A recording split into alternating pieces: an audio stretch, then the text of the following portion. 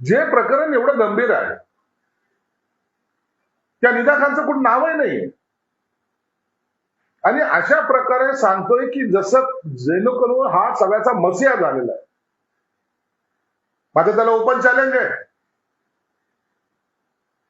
इस्लामला मानतोस, कुराण शरीफला मानतोस, ठेव त्याच्यावर हात आणि सांग त्या फिदा खानला मी आणलं नव्हतं म्हणून. तिला लपवण्यामध्ये ह्या इम्तियाज जलीलचा हात आहे. मला खऱ्या अर्थानं सांगायचं स्पष्टपणे मी बोलतो, मतीन एवढा आरोपी नाहीये, हा इम्तियाज आरोपी आहे.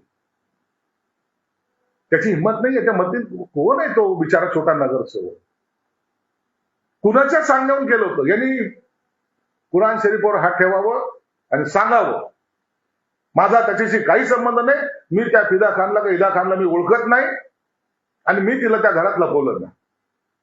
मान ना भूमिका हिंमत असेल.